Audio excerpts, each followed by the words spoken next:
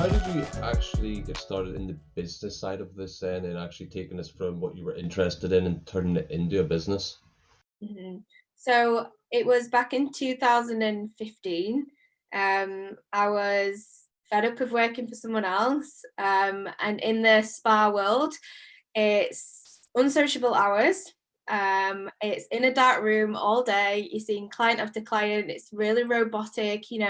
Spas are destination spas, so people go there to relax, and it might be a one-off. So you don't really get your regular clients in spas. It's just strangers, one after another, and you hear so many different stories. You get very wise to, everyone's worlds and lives, and you see a similar pattern. And a lot of the time, it's the lack of money is the main stressor for people. So I was like, oh my God, I've got all these different things in my toolbox where I can help people with their mind and their body and their spirit. But if it comes to their finances, like I can't do anything about that. Like I can't go to work for them. So that's then when it transitioned into the business life, because I was like, right, I need to go into the business world. I need to earn more money for what I'm doing right now, but I want more freedom as well. I want to choose the hours that I want to do. And from that, I actually got involved in network marketing, and I started promoting like other people's products. And it just got me into the world of personal development, growth, business. So I'm really grateful for the time that I had. That's awesome though, because that's like you obviously realized that first of all, your time is a lot more valuable than you were getting paid for. You then realized that there isn't actually a relativity between the time you work and the money you make because time isn't money, the value is in the money. So you then were able to go, right, well, I can make a lot more money from this. Not even need to, you can make more money based on your value. You also seen the gap in the market for a lot more of a rounded experience by the sounds of it, not just these one time off. You like your regulars, you like people coming back and having, I assume by the sounds of it, you like having that impact in people's lives and being able to help benefit them people and create a new lifestyle for themselves, is it? Yeah, definitely. And Johnny, it took me. Oh, I'm only just cracking my niche. I'm not gonna lie, because when you're in holistic therapy and you're also a personality where you want to help every single John, Dick, and Harry, like it's really hard to niche that down, right? And by the looks of your face, I'm sure you can relate. Yeah, I think honestly, because that's why I picked it up, and I think it's such a weird contrast between the people that come on the show that are entrepreneurs, the people that aren't, the people that are just working their career.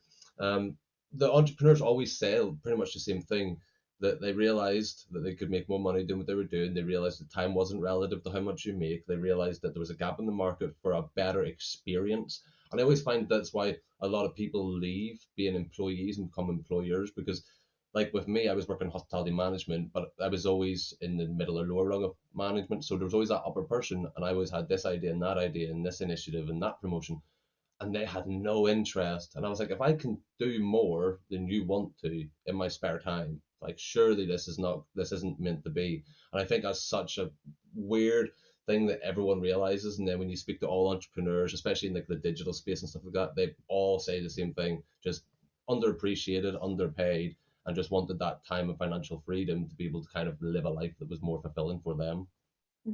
Yeah, 100%. And the just the whole hierarchy thing. There's only a certain amount of positions at the top, and I didn't like that because there's so many people that I personally used to work with and myself that have so much more potential. And I'm sure like listeners will agree. There's so many people that you see that you work with or you've worked with in the past that have a lot more potential, but they just can't go any further. And usually, cool story actually, I got offered a promotion at this spa that I was working at to be like a head therapist. And I was working so hard for this promotion, like I even lived above the spa, right? That's how committed I was. Literally no social life, just, going down, treating my clients, going back upstairs, doing the same again. And it got so robotic, but I really wanted this promotion because we're so conditioned in life to go to school, go to get a degree, and then work a career for 40 years. And yeah, so I was all for this promotion. And when I found out that it was 50p more an hour, uh, 50p more an hour, more responsibility, more headache, more hours than what I was already doing. I actually went to Tenerife, and I was like, I think it got me out, it literally shook me out of my rat race. And I went on holiday and I came back and I put my notice in because I was like, I just know. I didn't know what else I was going to do, but I knew that I just didn't want to step another foot inside that spa. And at that point, it's sink or swim. I mean, obviously, you turned it right and you made it good, but there's always that thing where it could have went one way or the other, especially if you didn't have anything planned beforehand. How did you make that transition then? Well, I assume you would have had to have made some sort of fast transition into being self-employed to be able to sort of sustain financially for it. Yeah, so what I realized is that I love what I do. I just cannot do it full time anymore.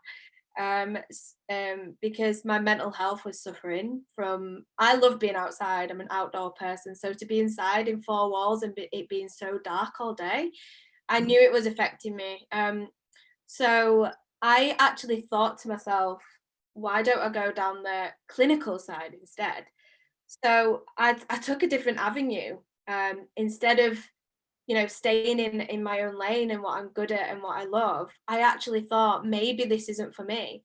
But what I did realize is it is for me. It's just the wrong, one, I want to work for myself, and two, it just wasn't a full-time environment for me.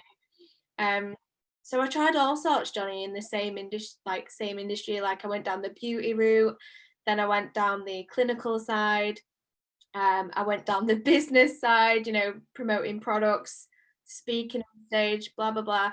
And working on agencies, working for myself, but still in spas. So I could choose my hours, I could get more money. So I did it all, and it all led me back to the same kind of place where I was working for myself, I was with my regular clients, I was helping them. And then that transitioned into the holistic coaching because I started to coach people as I was treating them for their massage, right, in their everyday life. And I got really good at it. So yeah, that transitioned into the holistic coaching. That was another question I was going to ask. Obviously, there is a difference between holistic being a holistic therapist and being a holistic coach. What's the sort of difference there? What's the difference between the two of them? So the both, the word holistic is mind, body, spirit, career, that type of thing, like what makes a person whole. And the coaching aspect is more of the mental side than the physical side. So that's the main difference, I would say. Like coaching is helping someone with their mind, and then the physical side is more of the touch. Yeah, yeah. Do you see a trend in the people that you treat? I know obviously this will vary a lot for people depending on where they live, age, blah blah blah. But for you, do you see a trend in the people that come to see you, even in terms of sort of age or maybe job role, something like that there? Yeah, definitely. So I see the trend in the, similar age groups. Um, and I get, clients from all ages. Um, and I feel like that's because I'm quite adaptable to people. Like I kind of mold into them if I spend too much time. Like I'll probably start talking like I'm from Belfast if you Yeah. give me an hour. Do you know what I mean? Yeah. Um, so I've got a client, he's called Fred, and he's been my client for years, and I just missed him so much. He's like my uncle Fred. He's 72 now. Um, and he got referred to me from another client. And when he came to me, he was really shaky, had a lot of trapped nerves, really stressed out. And now, like, he rarely has any problems. He can move his neck. He's getting married next month.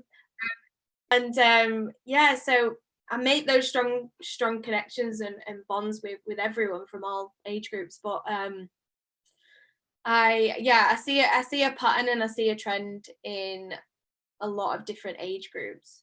So like our age group, for example, early 20s, it's kind of like you feel like you've got one set life, right? And you're going to do one thing. And even if it's not the right thing, you're just going to keep doing that. And then something will happen in your life, whether, a lot of people my age have now got young kids, they're moving house, they're getting mortgages, and they're still in that kind of, not, there's nothing wrong with it, but I feel like they're in the what you're meant to do box right now. So, they're meant to get engaged, they're meant to get a mortgage, they're meant to climb their career ladder, and do that, right? And I'm noticing a familiar pattern, but because of the pandemic, a lot of my, friends, clients that are similar age group to me, they they've been forced out of their yeah, their rat race, that, like, I forced myself out of it when I went to Tenerife. They're now forced out of it because of the pandemic. They're working from home. They're realizing they can spend more time with their family and their kids. They're realizing they can do their work from home. They can live a bit more flexible. They don't have to commute, right? They can go get a shower or go to the toilet or get a cup of tea whenever they want, right? So people are now realizing finally that, online's the way forward. Maybe this same job that I'm unhappy in isn't for me. So I feel like right now, a lot of people mindsets have been forced to change. Yeah.